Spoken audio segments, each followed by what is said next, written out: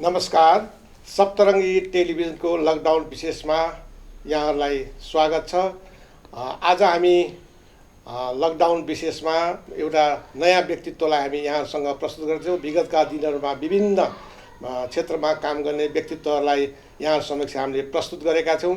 आज हामी नेपाल उद्योग वाणिज्य महासङ्घ प्रदेश नम्बर 5 का उपाध्यक्ष तथा दाङ उद्योग वाणिज्य सङ्घका निवर्तमान अध्यक्ष हेमराज बन्जारेज्यूलाई यहाँहरूसँग जोड्दैछौँ। कार्यक्रममा स्वागत छ यहाँलाई। हस्, धन्यवाद। अनि हेमराजज्यू, अब देश त अब लकडाउनमा छ। विगत चैतको 11 गतेदेखि लकडाउनमा छ र अहिले चाहिँ 2 महिना पनि नागिसक्यो। यो अवस्थामा तपाईँले आफ्नो दिनचर्या कसरी बिताइराख्नु भएको छ? अहिले खास गरेर हामी चाहिँ लकडाउनको नियमको पालना गरेर अब घरमै बस्ने पनि गरेका छौँ। विशेष गरेर बढी समय भनेको घरमा बित्छ पनि, र अर्को चाहिँ एउटा सामाजिक उत्तरदायित्व वहन गर्ने पनि प्रमुख कुरा छ। लकडाउन चलिरहेको अवस्थामा लकडाउनलाई व्यवस्थापन कसरी गर्न सकिन्छ भन्ने कुरा आफ्ना तर्फबाट राख्ने भ्यू अथवा समयमा चाहिँ विभिन्न खालका मिटिङहरू गर्ने कुरामा कहिलेकाहीँ छोटो आफ्नो चाहिँ एउटा डिस्टेन्स कायम गरेर गर्ने कामहरू गरेका छौँ। र विगतको समयमा केही समयसम्म जतिखेर अलि कडा रूपको लकडाउन थियो त्यतिखेर नागरिकहरूलाई घरमै मतलब बाहिर चाहिँ सङ्क्रमित हुनबाट बचाउने कसरी भनेर घर दैलोको कार्यक्रम पनि जुन भएको थियो, त्यतिखेर चाहिँ हामीले डेलिभरी सर्भिसको सन्दर्भमा चाहिँ उद्योग वाणिज्य सङ्घकै लिडरसिपमा चाहिँ त्यसको व्यवस्थापनमा पनि लागेका थियौँ। अन्य अवस्था भने अहिले पछिल्लो चरणमा अब यो बढ्दैछ, थपिँदैछ भनेपछि अब यसमाको निकासका लागि यसको चाहिँ लङ टर्म योजना कसरी बन्न सक्छ भन्ने बारे अलिअलि चिन्तन मनन त्यसतर्फ पनि गरिएको छ। यसै गरी बितेको छ। अब तपाईँ त दाङ उद्योग वाणिज्य सङ्घको नेतृत्व पनि सम्हालिसक्नु भएको व्यक्तित्व, फेरि अहिले चाहिँ नेपाल उद्योग वाणिज्य महासङ्घ प्रदेश नम्बर 5 को उपाध्यक्ष पनि हुनुभएको छ। अब यो चाहिँ अहिले गत चैतदेखि सारा देशै लकडाउनमा छ। आर्थिक कारोबारहरू सबै बन्द छ। आर्थिक क्षेत्रका पाटपूर्जाहरू सबै बन्द छ। यो अवस्थामा तपाईँ एउटा प्रदेश नम्बर 5 को उपाध्यक्षको हैसियतले कसरी हेरिराख्नु भएको छ यसलाई? अब यसलाई अहिलेको अब विश्वव्यापी नै छ। विश्वव्यापी भएको सन्दर्भमा चाहिँ म जस लगायत सबै नै हामी एक किसिमले भन्यो भने अहिले नागरिक सबै मानव जाति नै स्तब्ध अवस्थामा भएको बेला हो। यो कोही ठाउँ अलि बढी प्रभाव, कोही ठाउँ कम प्रभाव, यो स्वाभाविकै हो। तर पनि चाहिँ अहिले कम प्रभाव भएको ठाउँमा पनि भोलि प्रभाव बढ्छ भन्ने सम्भावना पनि छ। त्यसकारणले सबै नागरिकहरू जसरी चिन्तित हुनुहुन्छ त्यसको एउटा अंश म आफै पनि हो, र एउटा आफू पनि एउटा जिम्मेवार तहमा भएको कारणले गर्दाखेरि चाहिँ अझ बढी अहिले हरेक नागरिकलाई समस्या परे पनि वास्तवमा चाहिँ सबैभन्दा हुन त सबैले सबैलाई पनि भन्न सक्ला, तर व्यावसायिक क्षेत्र सबैभन्दा अहिलेको जोखिममा भएको अवस्था हो। त्यस्तो क्षेत्रको नेतृत्वमा एउटा तहमा भएको कारणले अलि जिम्मेवार हुन परे जस्तो, अथवा यो कसरी होला, अथवा यो कुरा सोच्न पनि अलि नसकिरहेको अवस्था छ। फेरि सबैले भनौँ सरकार तर्फबाट हेर्दाखेरि पनि र नागरिक क्षेत्रबाट हेर्दा पनि अझै हाम्रो समाजमा पोजिटिभ थिङ्किङ त छ, तर कहीँ न कहीँ कस्तो देखिन्छ भने जसलाई पर्यो उसैलाई मात्रै हो भन्ने खालको हिसाबले आज व्यावसायिक क्षेत्र भन्दाखेरि अब भोलि सबै व्यावसायिक हुने हो है अब नेपालमै भन्ने कुराबाट मान्छेले अलि सोच्न नसकेको अवस्था अझै होला। राज्यले पनि यो बेला व्यवसाय गरिरहेकै मान्छेहरू छन् भनेपछि उनीसँग त पुँजी नै छ भन्ने खालको हिसाबले हेरिने, र यो बेलामा चाहिँ व्यवसायलाई कसरी बचाउने हो, अहिले बच्यो भनिन्न, यो बेलामा मोलजल गर्यो भनिन्न, पछिल्ला हुन्छ भन्ने खालको हिसाबले बोलीमा त छ, व्यवहारमा त्यो अहिले अवस्था नभएको कारणले गर्दाखेरि यसलाई साँच्चै बचाउने कसरी होला। अहिले चाहिँ निम्न वर्ग, मध्यम वर्ग, उच्च वर्ग भन्ने पनि कता कता गरिन्छ। यो सबै कस्तो भने रोडपट्टि यो निम्न वर्गभन्दा पनि अझ तल चाहिँ माइनसमा जाने खालको पनि स्थिति छ।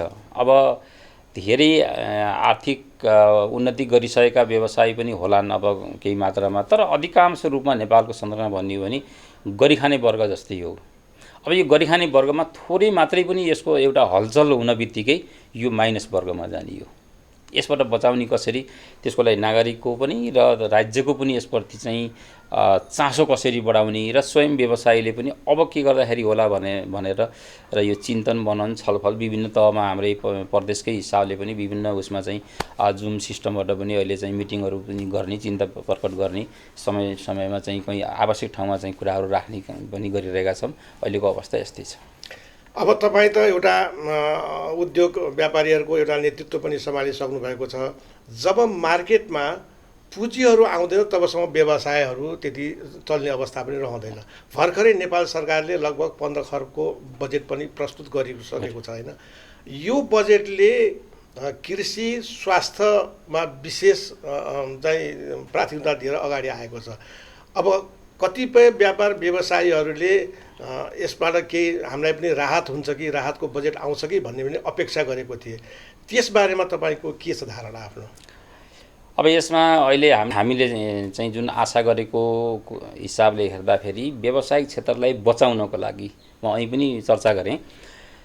कुनै पनि बेलामा सङ्कट आउँछ, ठुलो खडेरी भन्छन् नि, त्यो खडेरी आउँछ। खडेरी आउँदाखेरि त्यो बिरुवालाई पानी मोलजल हालेर कुनै तरिकाले पनि सामान्य तरिकाले बचायो भने पछि त्यसले फल दिन्छ। त्यही टिपेर हामीले खान्छौँ।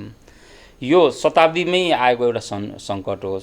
अहिले तपाईँको यति लामो समयमा भनौँ न, अहिले कहिले पनि व्यवसायीले हामीलाई राहत दिनपर्छ राज्यले भनेर चाहिँ अहिलेसम्म त्यसरी चाहिँ भनेको थिएन। त्यो अवस्थामा अहिले आएको छ।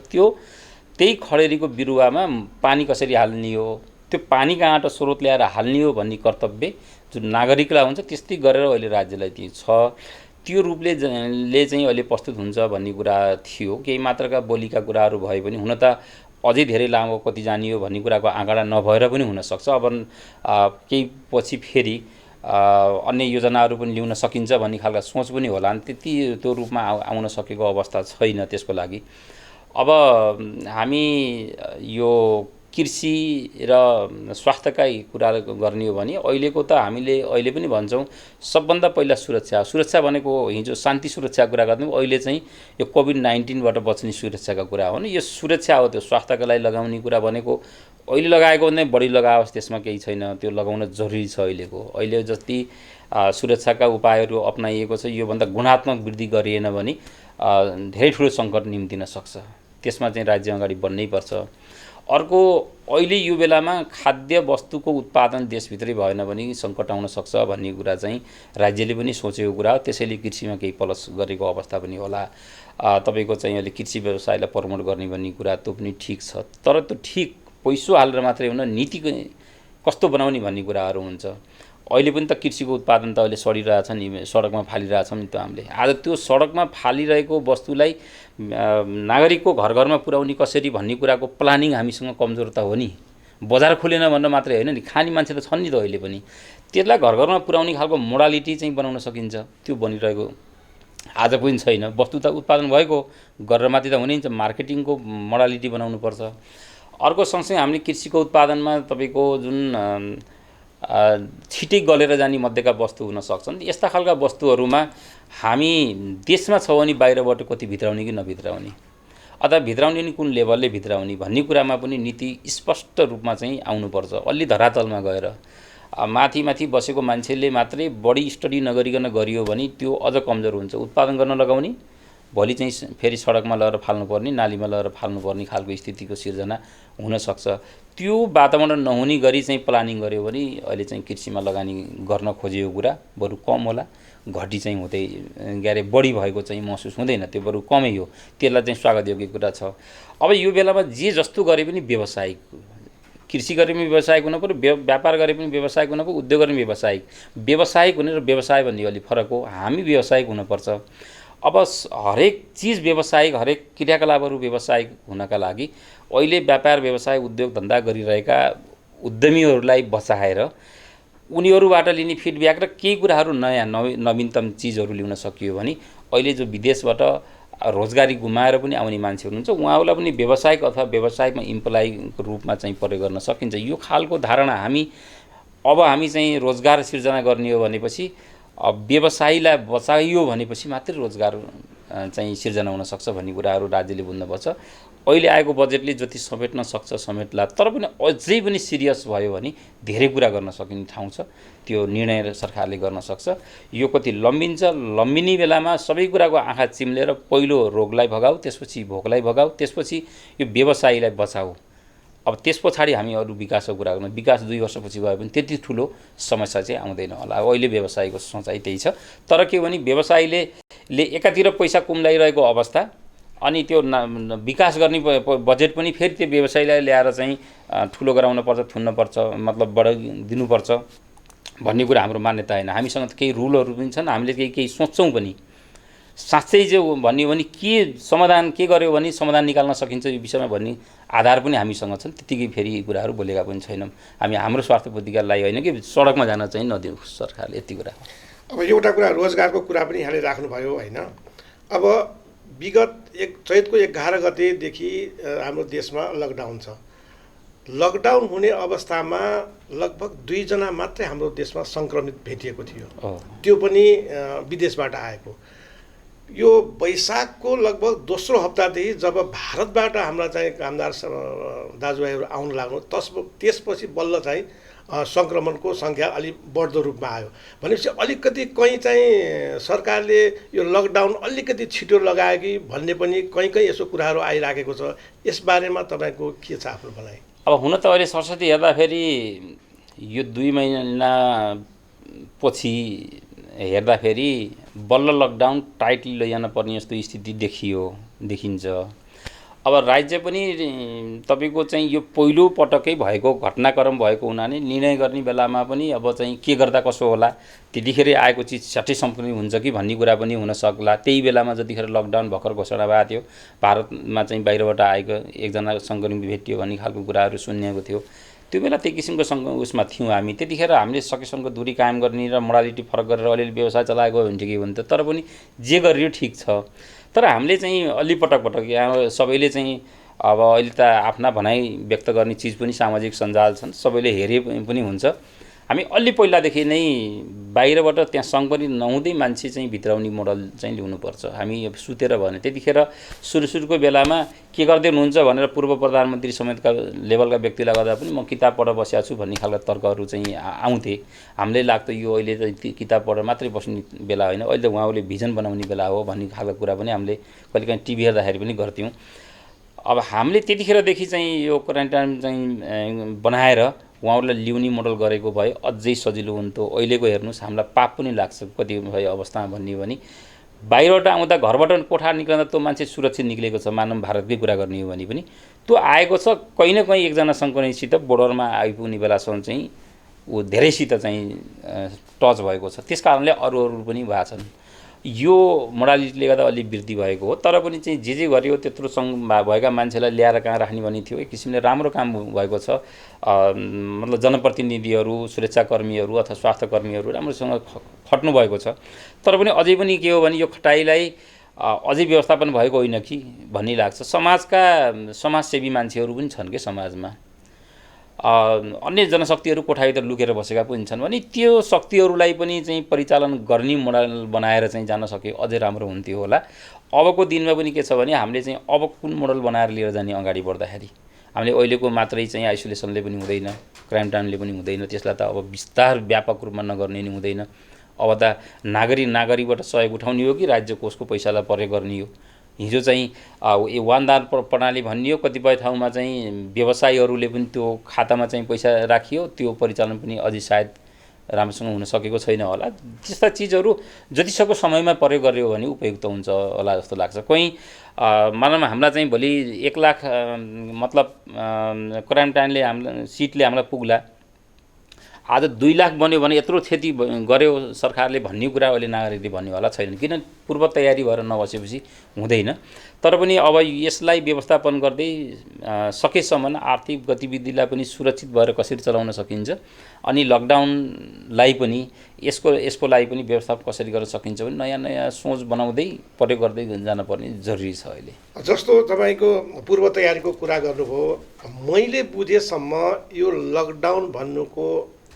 लकडाउन कस्तो भनेदेखि सरकारलाई पूर्व तयारी गर्नको लागि समय मिलोस्, यो लकडाउन गर्दाखेरि सरकारलाई धेरै भौतिक पूर्वाधारहरू जस्तो अहिलेको यो अवस्थामा क्वारेन्टाइनको व्यवस्थापन गर्ने यिनी कुराहरूलाई समय मिल्छ भन्ने हिसाबले यो लकडाउन गरिएको छ। तर यसो हेर्दाखेरि त अहिले क्वारेन्टाइनको पनि राम्रो व्यवस्था भएको देखिँदैन। तपाईँ उता बाहिरबाट भारतबाट आएका चाहिँ नेपालीहरूलाई पनि क्वारेन्टाइनमा राखेर छिटोभन्दा छिटो चेक जाँच गर्ने व्यवस्था पनि छैन। फेरि तपाईँको आरडिटी चेक गर्ने र पठाइदिने व्यवस्था हामीले सुनिरहेको छौँ। अब तिनलाई पिसिआरको छिटो छिटो चेक जाँच गरेर उनलाई यदि चाहिँ सङ्क्रमण छन् भने सम्बन्धित चाहिँ हस्पिटलमा पठाउने त्यो पनि व्यवस्था छैन भनेपछि यो 2-2.5 महिनाको पिरियडमा पनि त्यति तयारी गरेको त पाइएन नि त। होइन, त्यो त मैले सुरुमा पनि थोरै बताएँ, संक्षेपमा मैले बताएँ। अब के कस्तो छ भने कतिपय अवस्थामा अब सबै कुरामा दोष दिएर पनि मात्रै भएन। अब हामीले गर्ने कुरालाई कस्तो भयो भने यो पिरियडमा यति यति हुनुपर्ने हजुरले भने जस्तै हुनुपर्ने त्यो भएन। अब त आजको डेटमा यो आवश्यक छ, अब यो मनले जानु पर्यो भन्ने कुरालाई जोरदार रूपमै हामी चाहिँ जानुपर्ने हुन्छ। समग्रमा भन्दाखेरि कोही मान्छे बढी खटेको होला, यो गलतै भयो भन्दाखेरि चाहिँ गर्ने मान्छेको उसमा पनि चाहिँ एउटा सामान्यीकरण गरे जस्तो पनि हुन्छ। कोही मान्छे चाहिँ वास्तवमा चाहिँ रमाइलोको रूपमा चाहिँ लिएको पनि होला होइन। यस्ता त समाजमा छन्, धेरै छन्। तर पनि अब आजको डेटलाई त्यस्तै जस्तो अब हामी चाहिँ जे जति सङ्क्रमित भइसके नागरिकहरू अब बाँकी बाहिर भएकालाई पनि ल्याउने र हामी जति सक्यो हामी उनीहरूलाई चेक जाँच गर्ने पद्धति अपनाउनका लागि सकेसम्मको चाहिँ पैसा खर्च गर्नुपर्छ भने राज्यले गरोस्। त्यसको लागि विकासको कुरालाई तोडेर गए पनि त्यो गर्दाखेरि उपयुक्त हुन्छ। र तपाईँको चाहिँ अलि सुरक्षित ठाउँका भवनहरू होलान्, ती भवनहरूलाई तपाईँको चाहिँ प्रयोग गरेर चाहिँ क्वारेन्टाइन बनाउने, अझ उच्च स्तरलाई आइसोलेसनका पुरा गराउने कसरी हुन्छ अब त्यो रूपमा चाहिँ जानु पर्यो। र भवन हामीसँग त्यति प्रशस्त भएको उता होइन। एउटा चाहिँ विद्यालय खाली छन् र एउटा विद्यालय देखिएको छ, नत्र भने खासै यस्ता भवन त छैनन्। कुन देशमा छ र अरू देशमा पनि खासै होइन, अझ हाम्रोमा त त्यति छैन भने तपाईँको क्वारेन्टाइन बनाउनको लागि त तपाईँको चाहिँ अब यो खुला क्षेत्र पनि खोजेर व्यवस्थित खालले चाहिँ अब निर्माणतिर पनि लाग्नुपर्ने स्थिति हुन्छ। त्यसरी गराएर आधार बनाउनु पर्छ। त्यो आधार व्यापक रूपमा बनाउनु पर्छ। जतिसक्दो छिटो उहाँहरूलाई चेक जाँच गरेर सङ्क्रमित नभएको छ भने उसलाई घर पठाउने, तर ग्यारेन्टी गरिसकेको हुनु पर्यो, न त त्यसले चाहिँ समस्या आउन सक्छ। अब त्यसलाई धेरै दिन त्यहाँ राखेर पनि भएन। अर्को कुरा भनेको चाहिँ त्यहाँ बसुन् जेलसम्म उनीहरूलाई चाहिँ थप व्यवस्थित भएको घरमा अन्त राम्रो भएको कुरा महसुस हुने गराउन पर्यो। अन्यथा के हुने भयो भने मान्छे त्यहाँबाट भागेर पनि जान सक्ने भयो, झन् डर हुने भयो। त्यो खालको अवस्थाको सिर्जना गर्नुपर्छ। त्यसलाई धेरै ठुलो समस्या हो जस्तो मलाई लाग्दैन, तर त्यसलाई धेरै ठुलो समस्याको रूपमा लिएको छ। त्यो हुनैका पछाडि के हुन्छ, समाजमा भएका गर्न सक्ने खाले मान्छेहरू जसले चाहिँ सचेतना पनि बढाउन सक्छ, जसले काम गर्न पनि तयार हुन्छ, उस्तै पऱ्यो भनेपछि अलिअलि उस्तै पऱ्यो आर्थिकै सहयोग पनि गर्न सक्छ। सबै क्षेत्रका मान्छेहरू छन्, ती मान्छेलाई परिचालन गर्ने मोडालिटी चाहिँ बनेको छैन। अनि तपाईँको अहिले बिदा भएर बसेका कार्यालयका जो कर्मचारी हुनुहुन्छ उहाँहरू पनि हुनुहुन्छ भने त्यस्तो जनशक्ति पनि प्रयोग गर्न सकिन्छ। यसका लागि अहिले जनप्रतिनिधि, प्रहरी अनि अहिलेको स्वास्थ्यकर्मी मात्रै मोडलले जोतेर कति हुन्छ र नहुन सक्ला नि। त्यसको चाहिँ एउटा मोडल त बनाउनु पर्यो नि। त्यो हुन सक्यो भने यो गति एकदमै स्पिडमा जान्छ। त्यति गाह्रो होला जस्तो चाहिँ लाग्दैन। यसमा चाहिँ लाग्नै पर्छ। यो सधैँभरि कोठाभित्र थुनेर मात्रै भएन। अहिले वस्तुको कुरा व्यापार भएर इन्कम जेनेरेट गर्ने कुरा फरक चिज हो। अहिले त भइरहेको वस्तु नष्ट हुँदैछ पसलहरूमा, अहिले उद्योगहरूमा भएको चिजहरू नष्ट हुँदैछ। त्यसले पार्छ क्षति कति ब्याज छन् सबैको चाहिँ एकदम बहालमा बसेर आज यति झिकेँ भोलि म यति खातामा हाल्छु भनेर चाहिँ एक रुपियाँको हिसाब गरेर बसेका व्यवसायीहरूको अहिले कसरी धाराशायी हुँदैछ त्यो कुरालाई चाहिँ सोचेको छैन। अहिले पनि मैले सामाजिक सञ्जालमा मैले हेरिरहेको थिएँ, कता हिजोदेखि चाहिँ तपाईँको यो अहिलेको ट्याक्स 25 गतेसम्म जेठ 25 गतेसम्म बुझाउने भन्ने कुराको सन्दर्भमा बाहिर कसैले चाहिँ नराम्रो किसिमको तीखो खालको वचनमा टिका टिप्पणी गरेको अवस्था पनि छ। बुझ्नुपर्छ सबैले सबै नागरिकले बुझ्न जरुरी छ। चैतसम्मका कुराहरू सबै तपाईँको चाहिँ के अरे माघसम्मका कुराहरू सबै चिजहरू मान्छेले अपडेट गरेको छ। तपाईँको अहिले बुझाउने भनेको कुरा तपाईँको अग्रिम आयकर हो। अग्रिम आयकर भनेको मेरो आय फाइन आउट भइसकेपछि तिर्ने भनेको अग्रिम तिर्ने भनेको कुरा हो। अहिले त्यो माग भएको छ यो परिस्थितिमा। अर्को कुरा भनेको त्यो महिनाको भ्याटको कुरा हो। अहिले चाहिँ यो विषयमा हामी 2.5 महिनासम्म गर्ने बेलामा पनि तपाईँको त्यो खालको अहिले टिका टिप्पणी देख्दाखेरि चाहिँ अलि गम्भीर भएर सोच्ने गरे पनि हुन्थ्यो कि भन्ने लाग्छ कि। अब हाम्रो देश कृषि प्रधान देश भनेर हामी बारम्बार हामीले भनिरहेको छौँ र हामी चाहिँ कृषिमा आधारित हुनुपर्छ र चाहिँ आत्मनिर्भर नेपाललाई अब हामी आत्मनिर्भर बनाउनुपर्छ भनेर यो बारम्बार यो कुराहरू आइराखेको छ। अब यो आत्मनिर्भर बनाउनको लागि र अहिले विदेशबाट यो अवस्थामा भारतबाट प्रशस्तमा लाखौँ मात्रामा चाहिँ अब नेपालीहरू आइराख्नु भएको छ। उहाँलाई रोजगारका कुराहरू पनि दिने कुराहरू पनि आइरहेछन्। ती व्यक्तिहरूलाई ती नेपालीहरूलाई रोजगार दिनको लागि हामीसँग अहिले पूर्वाधारहरू छ त? तपाईं अहिले हेर्दै हुनुहुन्छ सप्तरङ्गी एचडी टेलिभिजन।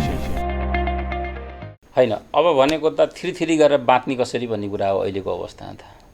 पूर्वाधार केही पनि छैन। अब पूर्वाधार बनाउने झड्काले बनाउने हो। तर पनि के भने साँच्चै नेतृत्वहरू पनि, नेतृत्व भन्दैमा अहिले सरकारमा भएको मात्रै कुरा म गर्दिनँ। व्यवसायिक क्षेत्रका पनि नेतृत्व हुन सक्छन्, सञ्चार क्षेत्रका पनि नेतृत्व हुन सक्छन्, अन्य सामाजिक क्षेत्रका पनि नेतृत्व हुन सक्छन्, राज्यका बागडोर समाजका पनि नेतृत्व हुन सक्छन्, प्रतिपक्षमा भएका पार्टीका पनि नेतृत्व हुन सक्छन्। सबैले म भनेर यो बेलामा अब ताते गर्दै कसरी अगाडि बढ्ने हो भन्ने खालका प्लानिङ गर्ने हो। सरकारले स्पष्ट नीतिहरू बनाउनलाई कन्जुसै गर्ने होइन, त्यो नीतिलाई प्रयोगात्मक तरिकाले त्यसलाई चाहिँ सफल पार्ने कसरी हो भनेर चाहिँ सबै नागरिक लाग्ने हो। यो भयो भने थ्री गर्दै जानलाई अपर्च्युनिटी नेपालमा भएको अपर्च्युनिटी छ, पूर्वाधारको अपर्च्युनिटी चाहिँ छैन। नेपालमा भएको अपर्च्युनिटी छ, तर पनि के छ भने अहिले हामीले हिजोको दिनमा यही देशमा खनजोत गरेर पनि सबै कुराहरू पुग्थ्यो। तर आज अलि खनजोतले मात्रै, सामान्य खनजोतले मात्रै नपुग्ला, किनभने खर्च गर्ने बाहिरको पुँजी बाहिरमा बढी आश्रित हुने। हिजो खाना मात्रै थियो भने अहिले विभिन्न खालका चाहिँ विलासिताका वस्तुहरू प्रयोग गर्न पर्ने र यही अहिलेको सञ्चार क्षेत्रका कुरा प्रयोग गर्ने कुरा पनि अहिलेको निकै ठुलो खर्चिलो छ। त्यसकारणले यो खर्चिलो धान्नलाई असाध्यै गाह्रो छ। त्यसकारणले बढीभन्दा बढी संवेदनशील भएर मितव्ययता अपनाउने गरेर आफ्नो देशको उत्पादनलाई प्रयोग गर्नुपर्छ भन्ने भावना हरेक नागरिकदेखि तपाईँको चाहिँ विभिन्न सङ्घ संस्था, सबै व्यवसायीहरू सबैले मैले केही गर्नुपर्छ भन्ने भावनाको विकास गर्यो भने थ्री गर्दै बढ्न सकिन्छ। तर जब थ्री गरेर एउटा स्टेपमा पुगिन्छ नि, तब फेरि हामी अन्य देशको मुकाबला भनौँ, आर्थिक रूपमा मुकाबला, झगडाको मुकाबला होइन कि आर्थिक क्षेत्रमा चाहिँ हामी तीव्र गतिमा अगाडि जाने लायक फेरि बन्छौँ।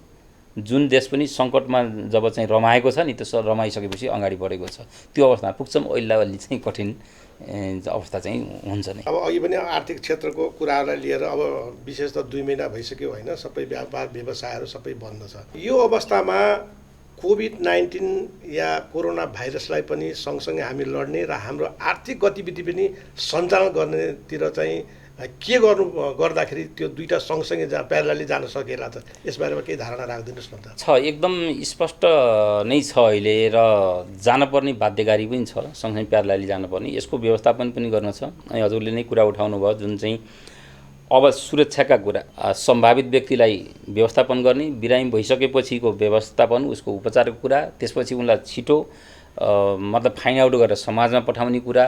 एकातिरको चुनौती छ त्यो राज्य कोषबाटै तपाईँको समाजका पनि व्यक्तिहरू लागेर गर्नुपर्ने एउटा जरुरी छ, त्यो पाटो एउटा। अर्को हामी चेतना, जनचेतना जगाउँदै हरेक व्यक्तिलाई सुरक्षित हुने कुराहरूलाई चाहिँ अपनाउनको लागि, अनिवार्य गराउनका लागि हामी चाहिँ एकदमै रूपमा लाग्नुपर्छ। तपाईँ र म यति दूरीमा छौँ, यति दूरीमा बोलिरहेका छौँ, तर पनि एक किसिमले तपाईँको मेरो नै कुरा भएर यति दूरीमा भयो भने त मास्क प्रयोग नगरे पनि भइहाल्ला भन्ने कुरा भएर हामी बस्यौँ नि यहाँ अहिले हो। त्यस्तै जस्तो कतिमा हामी चाहिँ मतलब सङ्कटित हुने अवस्था हुन्छ, यसबाट बच्ने खालका कुराहरू गर्दै हामीले सामान्य रूपमा, आंशिक रूपमा भए पनि परीक्षण गर्दै बिस्तारै यसलाई चाहिँ चलाउनुपर्छ। आजको दिनमा भने नि दैनिक उपयोग वस्तु अति आवश्यक छ भनेर अहिले चलाइरहेका छौँ। अब अहिले चाहिँ भइरहेको जो चालु आर्थिक वर्षको जुन बजेटहरू छ, अब यो सकिने बेला भएको न सकभर यसलाई चाहिँ सिद्धाए पनि हुन्थ्यो भन्ने राज्यकै कुरा पनि सबैको आएर अहिले त्यसको निर्माण कार्य भएको हुनाले केही हार्डवेयरसित सम्बन्धित वस्तुहरूको पनि अहिले चाहिँ चलिरहेको छ। अर्को कुरा, त्यस बाहेकका वस्तु पनि अहिले मान्छेलाई चाहिँ एकदम नेसेसरी भइसकेका छन्। 2 दिन 15 दिन 20 दिनको रूपमा नहुने हो। अहिले तपाईँसँग भएको एउटा भित्री कपडाहरू पनि अहिले फाट्न लागिसकेको अवस्था होला होइन, सामान्य भएर नि भने। कतिपय कुरा भन्ने भने पनि अन्य इलेक्ट्रोनिक्सको कुरा गर्ने हो भने पनि त्यो चाहिँ त्यस्तै समस्याहरू होला। केही चिजहरू मान्छेलाई दैनिक चल्नको लागि पनि परेको नि वस्तु पनि हुन सक्छन्। अर्को सामान्य किसिमले त्यो एउटा दिन खाद्यवस्तु छ भने अर्को दिन अन्य वस्तु बनाएर भिडलाई कम गरेर कन्ट्रोल गरेर यसलाई जाने र वस्तुहरू चाहिँ भइरहेको वस्तुहरूलाई ड्यामेज हुन नदिने किसिमको एउटा अभ्यास गर्न थाल्यौँ भने यो अब भनौँ न आजदेखि लिएर तपाईँको चाहिँ आज 21 गते तपाईँको चाहिँ 32 गतेसम्मको एउटा लकडाउन छ। यो फ्रेममा एउटा किसिमले गऱ्यौँ भने त्योभन्दा पछाडिलाई कसरी लान सकिन्छ भन्ने कुराको अर्को फ्रेमवर्क बनाउनलाई पनि अभ्यस्त भइन्छ। यो एउटा सिक्ने बेला पनि हो। त्यस कारणले हामी प्यारलालमा लाने तरिका, तर आज कुनै एउटा व्यवसायमा यहाँ भिड भइरहेको छ भने त्यो व्यवसायमा पनि भिड हुन नदिने किसिमको सामाजिक व्यक्तित्वहरू पनि त्यसमा चाहिँ अलि लागेर सचेतना फैलाउने, उसलाई चाहिँ नि सुरक्षाका उपकरणहरू केही छैन भने त्यो के गराउने हो त्यसको खोजी गर्नलाई पनि सबै लाग्यौँ भनेपछि यसरी प्यारलालमा लान सकिन्छ। अब यसरी भन्नुपर्दा तपाईँले चाहिँ अलिकति लकडाउनलाई खुकुलो गरेर अन्य व्यवसायहरूलाई पनि बिस्तारै सञ्चालन गर्दै जानुपर्छ भन्ने हो त। मेरो चाहिँ के भने व्यवसायलाई प्यारलाली लानुपर्छ भन्ने हो। अहिलेको भन्दा खुकलो होइन, अहिलेको भन्दा खुकलो हुँदैन हाम्रो कुरा। किनभने एकछिन आइतबारको दिन हामी चाहिँ दैनिक उपभोग्य वस्तुहरू चाहिँ खोल्ने भनेर भनेका छौँ भने हामी सोमबार खाली छ फ्री छ भने सोमबारको दिन त्योभन्दा भिड नहुने गरी अर्को खालको वस्तु चलाइयो भने खुकुलो पनि भएन। अब हामी सबै चलाउनका लागि योभन्दा व्यवस्थित गर्नुपर्छ भनेर हामी चाहिँ भन्यौँ भनेपछि अब हामी समाजका मान्छे नागरिकहरू पनि सबै अब कस्टमर पसलमा जाँदाखेरि कति दूरी राखेर जाने के गर्ने उहाँहरू पनि अलि सचेत हुन पर्यो। अनि त्यो व्यवसायीले हतारमा गर्ने बेलामा आतुरीमा गर्ने बेलामा तपाईँको चाहिँ त्यो सङ्क्रमण हुने कुरा हुन्छ कि त्यसबाट बच्नका तिमी यो गर है, यो गर, यो अपनाऊ भनेर चाहिँ भन्ने खालको वातावरण र यो गर भन्दाखेरि उसलाई एउटा मास्क छैन भने किन्नै पाएको छ भने मास्क कसरी सजिलो उपलब्ध गर्ने हो त भन्ने कुरा, पन्जा कसरी उपलब्ध गर्ने हो त भन्ने कुरा फेरि समाजका अथवा व्यक्तिहरूले चाहिँ अलिकति त्यसमा लाग्नु पर्यो। यसरी भयो भने खुकुलो पनि भएन, अझ व्यवस्थित भयो, त्यसलाई खुकुलो भएन। अब खुकुलोको नाउँ भनेको अहिले 3 घन्टा दिएको छ भने त्यसलाई 4 घन्टा कसरी बढाउने, 5 घन्टा कसरी बढाउने। जति घन्टा हामी बढाउँछौँ त्यति चाहिँ हाम्रो चाहिँ भिडभाड कम पनि हुन्छ भन्ने कुरामा हामी यो अहिलेको 12 दिन गऱ्यौँ भने फेरि नेक्स्ट आवरमा फेरि हामी त्यसले योभन्दा ब्याक हुनुपर्ने स्थिति आउँछ कि अगाडि बढ्ने स्थिति आउँछ, यसरी जानु। अब अलिकति विषय बदलौँ। अहिले चाहिँ शैक्षिक क्षेत्र पनि अस्तव्यस्त छ। अहिले कुराहरू के आइरहेको छ भने जस्तो सामुदायिक स्कुल विद्यालयहरू सबै क्वारेन्टाइनमा प्रयोग गरिएको छ। अब निजी विद्यालयले अब हामीले पठन पाठन सुरु गर्न पाउनुपर्छ भन्ने कुराहरू आइरहेको छ। यसलाई चाहिँ तपाईँ एउटा अभिभावकको हिसाबले कसरी हेरिराख्नु भएको छ? अब यसको सन्दर्भमा सबभन्दा एउटा यो विद्यालय शिक्षा क्षेत्र सञ्चालन गर्ने कुरामा विशेष गरेर बालबालिकाको कुरा हुन्छ। बालबालिकाको कुरा अब हामीले ठुलो मान्छेलाई पनि अहिले बाटामा हिँडिरहेको कुरा छ भने एकछिन बिर्सिन्छ र घुलमेलतिर गइसक्छ। अब बच्चाहरूको त्योभन्दा बढी अझ बढी जोखिम हुन्छ। मलाई मेरो आफ्नो व्यक्तिगतको कुरा गर्ने हो भनेदेखि त अहिले पनि कता चाहिँ 1 गतेदेखि भन्ने खालका चर्चा पनि कता सुनिन्छन्। यो बिचको अवस्थालाई अझै पर्खर हेरमै जानुपर्ने हुन्छ कि अझै केही समयसम्म यसका उपायहरू के गर्ने, अथवा अहिले अर्को फेरि सँगसँगै छ के भने हामी क्वारेन्टाइन बनाउनको लागि पनि तपाईँको विद्यालय युज गरेका छौँ सरकारी। एकातिर निजी विद्यालय चलाउने, अर्कातिर चाहिँ सरकारी विद्यालय नचलाउने गर्न पनि चाहिँ अलि उपयुक्त हुँदैन कि त्यसको लागि। यो सबै कुरालाई हेरेर हामी अलि सुरक्षित हुने बाटो यो जब विषय उठ्यो भने यसमा अलि व्यापक छलफल गरेरै जानुपर्छ जस्तो लाग्छ। यस सन्दर्भमा अब हिजोको जस्तो विद्यार्थीहरू अब क्लासमा राखेर जाँदा हिजो चाहिँ 28 जना भनेको विद्यार्थी पढाउने ठाउँमा कतै 40 जना पढाइएको थियो कि अब त 28 जना राख्ने ठाउँमा 14 जना राख्न सक्ने संयन्त्र त बनाउनु पर्यो। त्यसलाई फेरि विद्यालय चलाउने बेलामा पनि यी कुराहरूको मापदण्ड बनाउने र हामी अहिले चाहिँ सुरक्षाको लागि व्यक्तिहरू राख्नका लागि त्यसको रिप्लेसमा कहाँ बनाउने त्यो अर्को ठाउँ बनाउनु पर्यो। सधैँभरि विद्यालय युज गरेर पनि त भएन हामीले सरकारी विद्यालय। अब यही बेलामा यसलाई चलाउँदै अर्को ठाउँमा बनाउँदै विस्तार गर्नु पर्यो। हामी चाहिँ रुमहरू बनाउनका लागि लाग्नु पर्यो। यो विस्तार हुँदै जान्छ। त्यसका लागि हामीले बरु अन्य क्षेत्रको पुँजीलाई त्यतापट्टि डाइभर्ट गरे पनि केही फरक पर्दैन भन्ने जस्तो लाग्छ। अब अहिले भर्खरै नेपाल सरकारले एउटा सूचना पनि जारी गरेको छ ट्याक्सको विषयमा। अब चैतको 11 गतेदेखि देश लकडाउनमा छ। जस्तो यहाँले भने जस्तै माघको विवरण चाहिँ हामीले चैतको 25 गतेसम्म बुझाइसक्नुपर्ने। अब यता आएर चाहिँ सबै देश लकडाउनमा छ भने यो अब यही जेठको 25 गतेसम्म अब सबै ट्याक्सहरू तिरिसक्नु पर्यो भन्ने सरकारको चाहिँ यो सूचना जारी भयो। यसले गर्दाखेरि सबै व्यापारीहरू यस्तो स्तब्धमा छन्। भर्खरै आज पनि हामीले उद्योग वाणिज्य महासङ्घले पनि एउटा चाहिँ पहल गरिरहेको भन्ने हामीले समाचार सुन्यौँ कि यो आर्थिक वर्ष असार मसान्तसम्मको लागि समय दिनुपर्छ भन्ने कुराहरू आइरहेको छ। यस विषयमा तपाईँ एउटा चाहिँ प्रदेश नम्बर 5 को नेपाल उद्योग वाणिज्य महासङ्घको उपाध्यक्षको हैसियतले यो बारेमा तपाईँको आफ्नो धारणा के छ? यसमा स्पष्ट कुरा के हो छ भने हामी अहिले सरकार आतिनु भएन। पहिलो नम्बर यो ठुलो कुरा पनि छैन। माघको विवरण फाउनमा गइसक्यो, फाल्गुनको विवरण चैतको कुरा हो र अर्को बाँकी 10 दिनको कुरा हो। त्यसलाई त्यतिखेरै 25 त्यही बिचमै भनेको भए मान्छेले त्यो विवरण पनि बुझाइसक्थ्यो होला, पैसा पनि बुझाउँथे, त्यतिखेर 2-4 पैसा थियो पनि होला। अहिले 2.5 महिनासम्म पैसा पनि मान्छेमा अहिले चाहिँ गाह्रो भइसकेको छ। अहिले कर्मचारीहरू आउने र अहिले व्यवसाय आदिका रूपमा कसैले खोल्न दिएको छैन। यो बेलामा आफ्ना अफिसहरू सञ्चालन हुन सक्ने स्थिति पनि भएको छैन। यो बेलामा विवरण बुझा भन्नु त्यति उपयुक्त हुँदैन। हो मात्रै 1 महिना 10 दिनको विवरण बाँकी छ। अर्को इन्कम ट्याक्सका कुरा पनि त्यो के नि अग्रिम आयकर हो। हामी असारमा फाइनल हुन्छ, असार पछिको हामी पेश गर्नेमा त्यतिखेरको लागि अनुमानित दिने हो। सधैँ अनुमानित दिन्थ्यो भने यो बेला अनुमानित अहिले आएर 2.5 महिनापछि माग्न यस्तो बेला त मिना गर्ला कि भन्ने बेलामा झन् त्यो कुरा छ। किनभने त्यतिखेरको त आएको कमाइ गरेको भन्ने छ नि, अहिले यता सुतेर खाएको पनि त छ होइन। यो छ अथवा त्यो अलग कुरा हो। र अर्को महासङ्घले चाहिँ के हो भने असार मसान्तसम्म भनेको कुरा पनि त्यो असार मसान्तसम्म मात्रै होइन, त्यसको भाव बुझ्नुपर्छ। हामी नेपाल सरकारले जारी गरेको लकडाउन अथवा नीतिभन्दा पर गएर हामी बोल्नु हुँदैन। हामीले अहिले चाहिँ जेठको 32 गतेसम्म लकडाउन भनेपछि व्यवसाय सञ्चालन भएको 1 महिनापछि बल्ल यो विवरणहरू माग्ने काम गरोस् राज्यले भन्ने कुरा व्यवसायीले पटक पटक यो कुराहरू हामी उठाएका छौँ। सङ्घ मार्फत उठाएका छौँ। हाम्रो प्रदेशको पनि हिजो सामान्य मिटिङ भएको थियो, त्यसमा पनि यो कुराहरू भएको थियो। त्यही रूपले अहिले राज्यले 32 गतेसम्म माथि लकडाउन भएको छ, त्योभन्दा पछि विवरण माग भन्न हामीले भन्ने नैतिक आधार हुँदैन। त्यसकारणले 1 महिना पछि भएको हुनाले मागेको। अब लकडाउन थपिएर जाने भयो भने त अरू 2 महिना 4 महिना 6 महिना कति जाने हो। नियमित पूर्ववत रूपमा व्यवसाय सञ्चालन भएको 1 महिनापछि मागोस् भन्ने कुरा हाम्रो चाहिँ चाहना हो। यति मात्रै, ठुलो कुरो छैन। राज्यको पनि त्यहाँ केही हुने कुरा होइन। बरु राज्यले यो बेलामा मितव्ययिता अपनाओस्। के चिजबाट अहिले कटौती गर्नुपर्छ मितव्ययिता अपनाओस्। अहिले यो बेला सङ्कट नपारोस्। अहिले दाइले कुरा गर्दै पनि अहिले भर्खरै अहिले समाचार फेरि आएको छ। अहिले चाहिँ जे असार 7 गते लैयो भनेर अहिले महासङ्घमा पनि अहिले छलफल चलिरहेको थियो भन्ने कुरा आएको छ। त्यो असार 7 गतेलाई भनेर भन्नु पनि अहिले जरुरी छैन। यो कुरा अहिले राज्यले नउठाउँदै उपयुक्त छ जस्तो लाग्छ। यो के अरे 2 पैसाको लेनदेन कुरा गर्ने 3 दिन भने जस्तो चाहिँ यो एउटा कहावत छ। त्यही खालको राज्यले गर्न अलि सुहाउँदैन। यसको लागि कहिले तिर्दैन पनि, समयमा तिर्दैन भनेर व्यवसायले कहिले पनि भनेको छैन होइन। यो बेलामा भनेको हामी कसरी चाहिँ राहत पनि होइन। राहत त हामी ब्याङ्कका कर्जा छन्, कर्जाले डुबाउँदैछ, नयाँ तालिका बनाइदियोस्।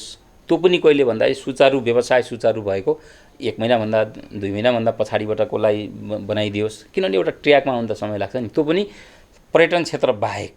पर्यटन क्षेत्र त कतिसम्म धाराशायी बनी हो होइन। अर्को कुरा चाहिँ त्यो बेलाको चाहिँ जो ब्याज हुन्छ, यो ब्याजलाई कति केही % छुट ब्याङ्कले पनि हामीसितबाट इन्कम गरिरहेको थियो अहिलेसम्म भने उसले लिने मार्जिनमा उसको बेस लेभल रेट छ, त्योभन्दा माथिको उसले लिने इन्कमलाई ब्याङ्कले छोडिदियोस्।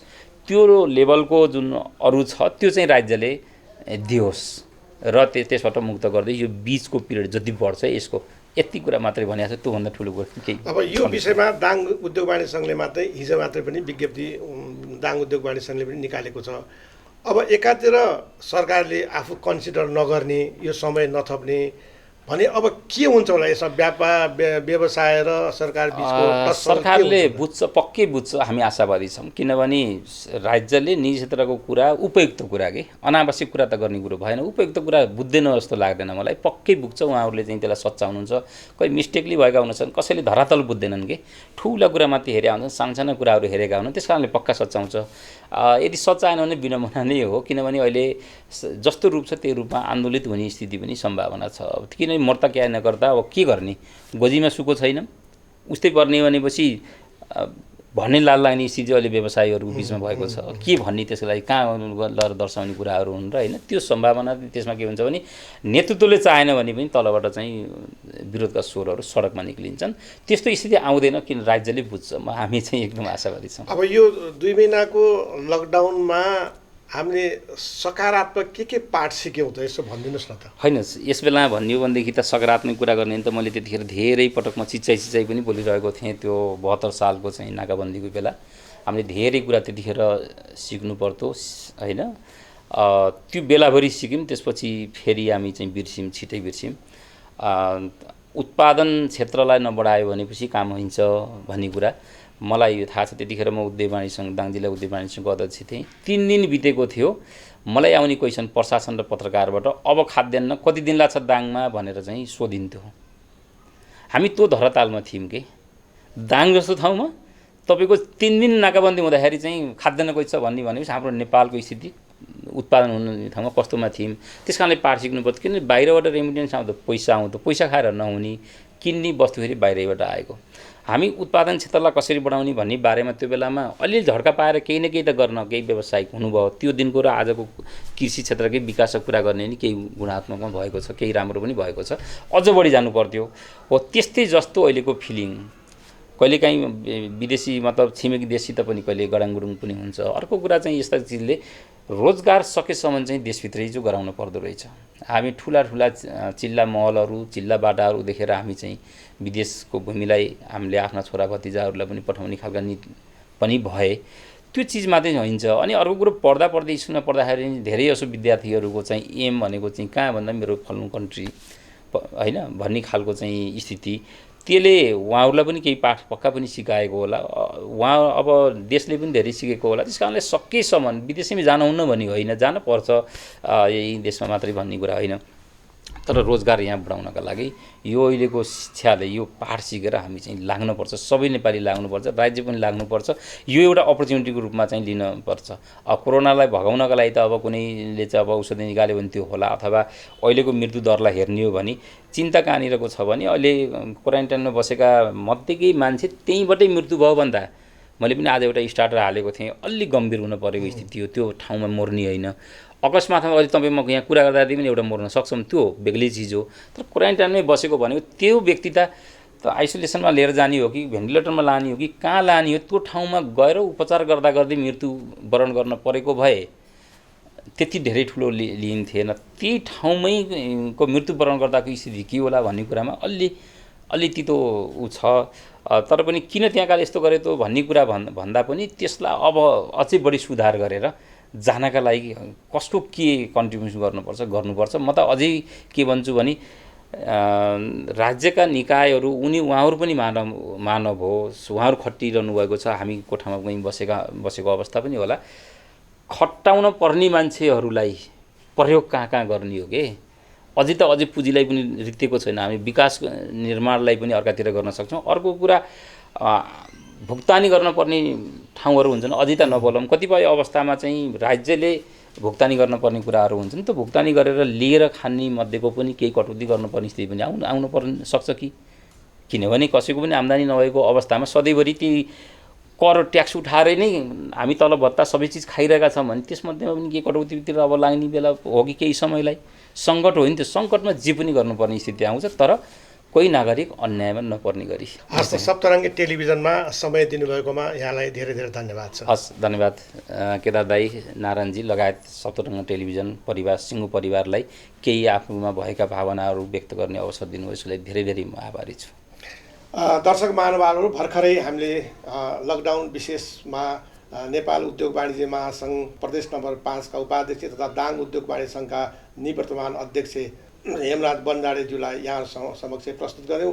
अहिलेलाई हामी सप्तरङ्गी टेलिभिजनको यो टिम यहाँहरूसँग बिदा हुन्छ। हेर्दै गर्नुहोला सप्तरङ्गी टेलिभिजन।